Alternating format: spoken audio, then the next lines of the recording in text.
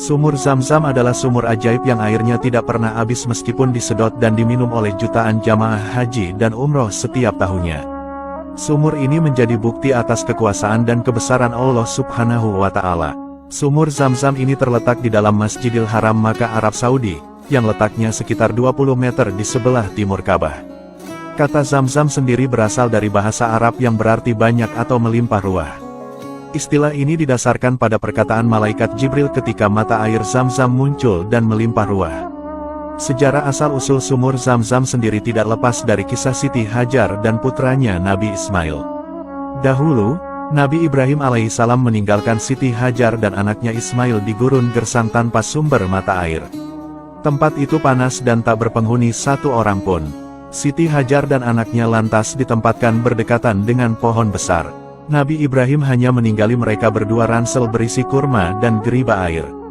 Nabi Ibrahim meninggalkan keluarganya itu bukan bermaksud membuang mereka, tetapi itu adalah perintah dan semata-mata karena Allah Subhanahu wa Ta'ala. Nabi Ibrahim lantas pergi meninggalkan Siti Hajar dan anaknya Ismail. Saat Nabi Ibrahim sampai di Bukit Saniyah, istri dan anaknya sudah tidak melihat beliau lagi. Nabi Ibrahim lantas berdoa, "Ya Tuhan kami, sungguh aku telah menempatkan sebagian keturunanku di lembah yang tidak memiliki tanaman-tanaman di dekat rumah Engkau Baitullah yang dirahmati. Ya Rob kami yang demikian itu agar mereka mendirikan sholat.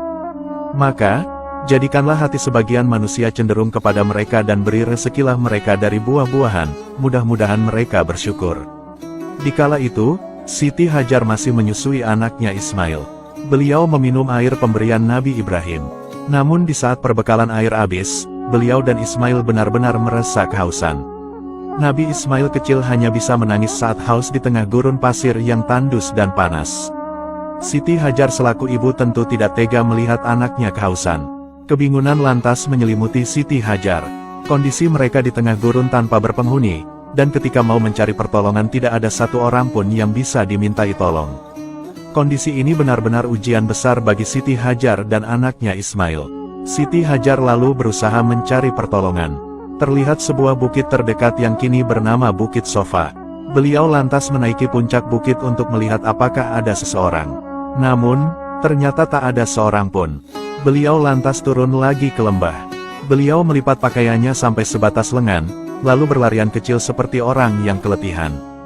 Setelah melalui lembah, beliau lantas menuju dan menaiki puncak Gunung Marwa. Namun lagi-lagi beliau tidak melihat satu orang pun. Beliau melakukan hal itu sebanyak 7 kali. Nah, peristiwa inilah yang kemudian menjadi bagian ritual ibadah haji dan umroh yaitu sa'i di antara Bukit Sowa dan Marwa. Saat berada di Bukit Marwa, Siti Hajar mendengar ada suara sesuatu.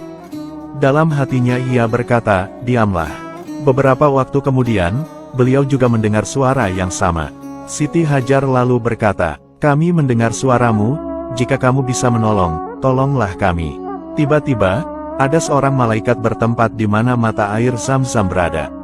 Malaikat itu lantas menghentakkan tumit atau sayapnya sampai semburan air memancar dari tanah. Siti Hajar lantas mengumpulkan air itu menggunakan tangannya dan memasukkan air ke dalam geriba.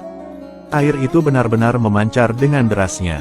Mata air itulah yang kita kenal sekarang dengan nama mata air Zam-Zam. Air di dalamnya memancar dengan deras setelah dicinduk Siti Hajar. Siti Hajar kemudian meminum air Zam-Zam itu dan menyusui anaknya Ismail kecil.